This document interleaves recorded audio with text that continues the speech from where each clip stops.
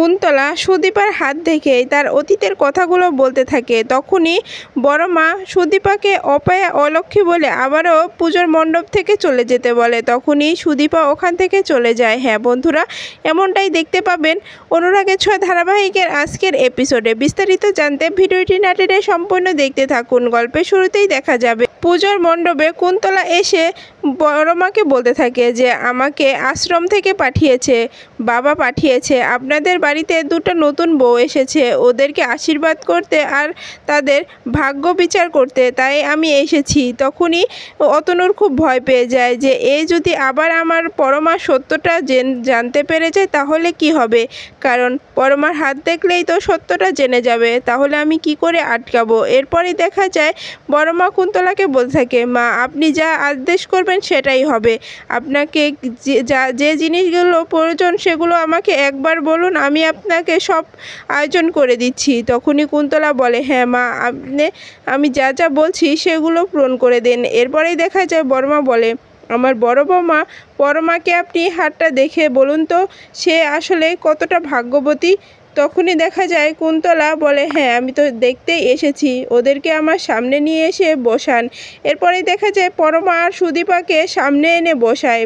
তখনই কুন্তলা সুদীপার হাত ধরতে যায়। তখনই বড়মা এসে বলে, মা ওকে না, আমার বড় বৌমা পরমাকে আগে দেখুন, কারণ ও চৌধুরী বাড়ির বড় বউ, ওরকে আগে দেখতে হবে। তখনই কুন্তলা আমতা আমতা করে বলে, হ্যাঁ হ্যাঁ দেখবো না কেন, অবশ্যই দেখবো।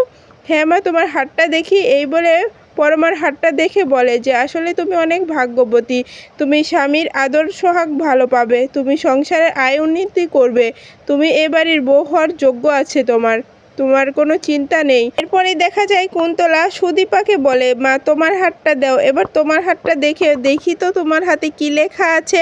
তখনই সুদীপা হাতটা দিতেই কুন্তলা বলে, তোমার হাতে যেন কেমন রেখা দেখতে পাচ্ছি, আসলে তুমি আমাকে সত্য কথা বলো তো, তুমি যাকে বাবা মা বলে জানো আসলে কি তারা তোমার বাবা মা। তখনই জানকী চমকে যায় যে ইনি এ কী বলছে, তাহলে কি এতদিন পরে এসে সত্যটা সবার সামনে চলে আসবে না, এটাও হতে দেওয়া যাবে না।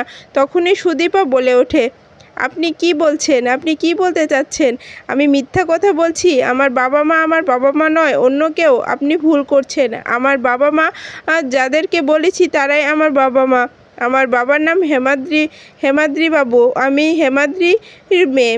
তখনই দেখা যায় কুন্তলা বলে, তুমি রেগে যাচ্ছ কেন মা, আমি তোমাকে রাগানোর কোনো কথা বলিনি তো, তাহলে কেন রাখছো, রেগো না মা, তোমার ভালোর জন্যই কথাগুলো আমি জিজ্ঞাসা করছি, তুমি হাতটা আবার আমাকে দাও তো আমি ভালো করে দেখি।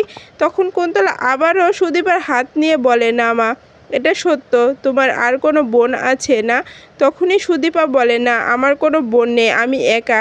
আপনি বারবার কেন এরকম প্রশ্ন করছেন, আমার বেলায় তো আপনি সব কিছু মিথ্যা বলছেন, কই পরমার বেলায় তো কোনো কিছু মিথ্যা বলেননি, ওর যা যা আছে সব কিছুই তো বললেন, তাহলে আমার সঙ্গে কেন এরকম করছেন।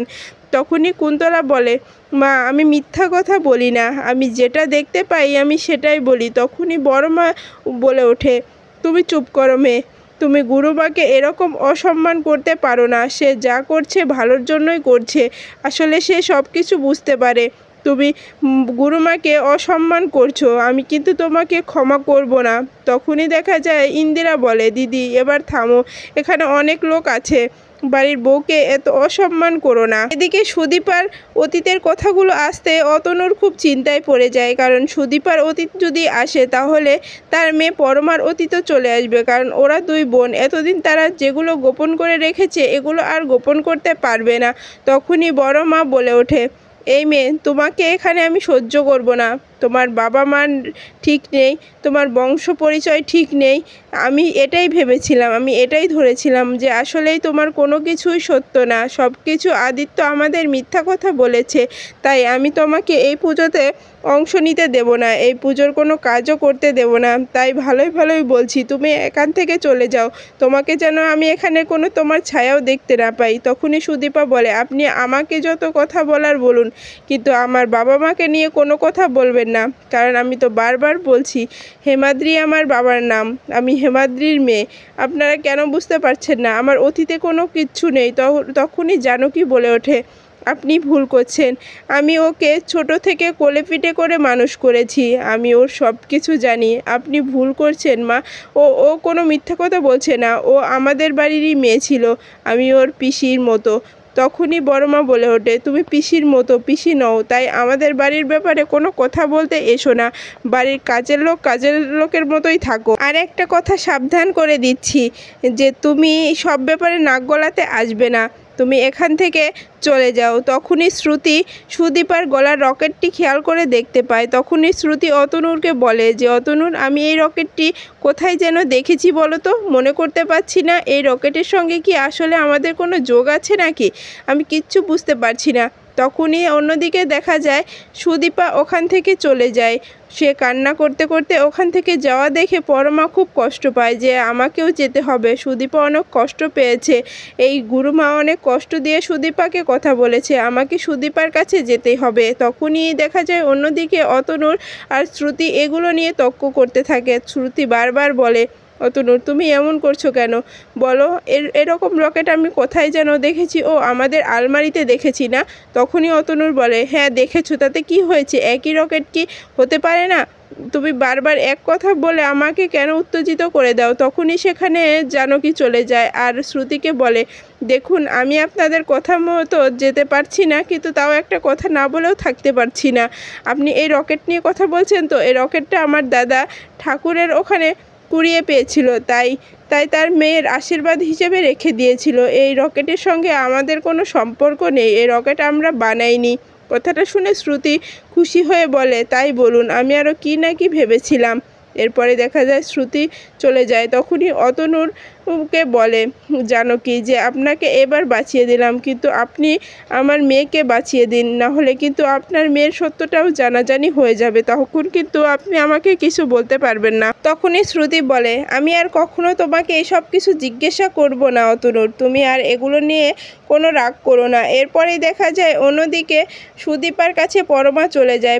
সুদীপার কাছে দেখতে পায় যে সুদীপা তার বাবার ছবিটা নিয়ে অনেক কান্নাকাটি করছে, কিন্তু পরমা কিছু বলতে পারছে না। সে কি দিয়ে সান্ত্বনা দিবে, সে কোনো কিছুই খুঁজে পাচ্ছে না। তখন পরমা সুদীপার পাশে দাঁড়িয়ে থাকে, কিন্তু সুদীপাকে সান্ত্বনা দেওয়ার কোনো ভাষাই খুঁজে পাচ্ছে না। যখনই সুদীপার কাছে যেতে যায় তখনই তাকে বাধা পড়ে যায়। আর তারপরেও কেউ কোনো বাধা না মেনে সুদীপারকে ডাকতে যাবে, তখনই সেখানে আদিত্য চলে আসে। আর আদিত্যর আশা দেখে পরমা আর সুদীপাকে কিছু বলে না। তখনই আদিত্য ওখান থেকে চলে আসে। তখন পরমা ওখান থেকে চলে এসে আদিত্যকে বলতে থাকে, আদিত্য, আমাকে খারাপ ভেবো না। আমি কি বলে যে ওই সুদীপাকে সান্ত্বনা দেবো আমি বুঝতে পারছি না। আসলে সব কিছু যে এরকম হয়ে যাবে আমি ভাবিনি। আসলে সুদীপা অনেক ভালো মেয়ে, কিন্তু আমিও তো তোমাকে ভুলতে পারছি না। কখনো কি আমি তোমাকে ভুলে তোমার দাদাকে মেনে নিয়ে সংসার করতে পারবো? কখনো পারবো না। আমি কি করব বুঝতে পারছি না। তখনই দেখা যায় আদিত্য বলতে থাকে, পরমা, যা হয়েছে ভুলে যাও। তুমি আমার দাদার সঙ্গে সুখে সংসার করো, তাকে বইয়ের অধিকারটা দিও। এরপরেই দেখা যায় আদিত্য ভিতরে চলে আসে আর সুদীপা তখন বলতে থাকে, পরমা, একটা কথা বলি শোনো। তুমি আমাকে যতটাই ভুল বোঝো না কেন, একটা কথা শোনো। একবার দাদা তোমাকে সিঁদুর পরিয়েছে, তাই তুমি দাদাকে মেনে নাও। আমরা গ্রামে মানতাম, একবার যদি কোনো মেয়ের মাথায় কেউ সিঁদুর পরিয়ে দেয়, তার সঙ্গে তার 7 জন্মের সম্পর্ক হয়ে যায়। তাই বলছি, তুমি দাদাকে মেনে নিও, দাদার সঙ্গে তুমি ভালো সংসার করো। তখনই আদিত্য বলে ওঠে, সুদীপা, তুমি এগুলো সব কিছু মানো নাকি? কথাটা শুনেই সুদীপা চমকে যায় আর মনে মনে ভাবে, আমি তো ওনাকে এগুলো কথা বলতে চাইনি, তবুও ওনার সামনে এগুলো কথা বলে ফেললাম। এখন আমি কি করব? উনি আমাকে কি ভাববে? উনি আমাকে অনেক খারাপ ভাববে।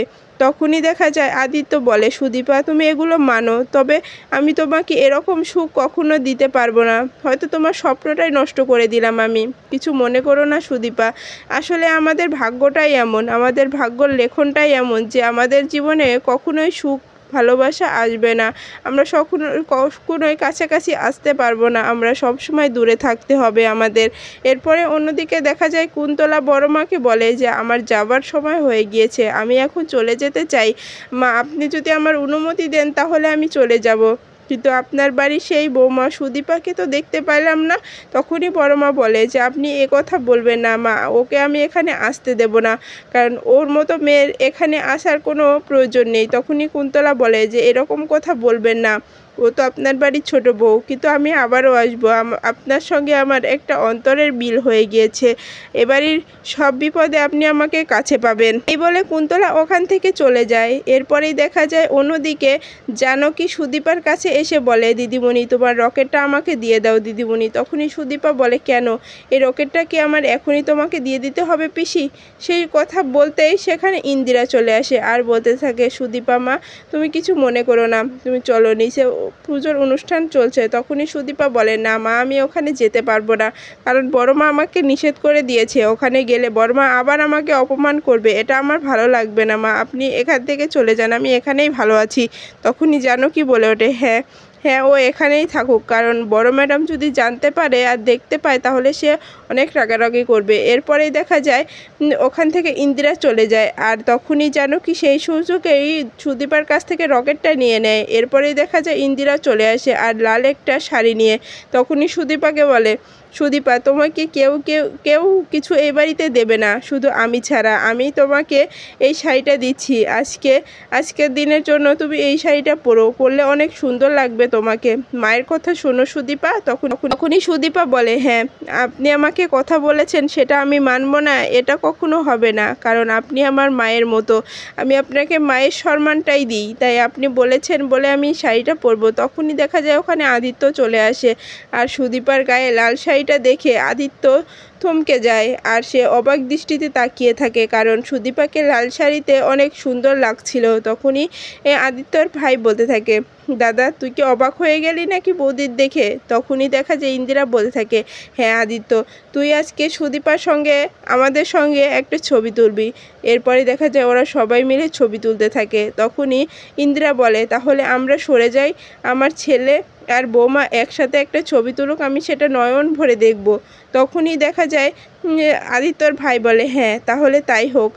এরপরে দেখা যায় আদিত্য আর সুদীপার খুব কাছাকাছি এনে একটা ছবি তোলে, আর সেই মুহূর্তেই পরমা ওখানে এসে আড়াল থেকে সবগুলো দেখে পরমা খুব কষ্ট পায় আর ভাবে, এখানে আমার থাকার কথা ছিল, এই ঘর আমার হওয়ার কথা ছিল, আদিত্য আমার হওয়ার কথা ছিল, আমি কিছুই পাইনি, আসলে ভাগ্যটাই এমন, আমার কাছ থেকে সব কিছু ওই সুদীপাই নিয়ে নেয়, আমি সুদীপার কাছে সবসময় হেরে গিয়েছি, ছোটোবেলায় স্কুলে ওর কাছে হেরেছি, এখন বড় হয়ে জীবন যুদ্ধেও আমি ওর কাছে হেরে গেলাম। হ্যাঁ বন্ধুরা, এই ছিল আজকের আপডেট। ভিডিওটি কেমন লাগলো কমেন্টস করে জানাতে ভুলবেন না। পরবর্তী আপডেট পেতে চাইলে চ্যানেলটি সাবস্ক্রাইব করে পাশে থাকা বেল বাটনটি অন করে রাখুন। ধন্যবাদ।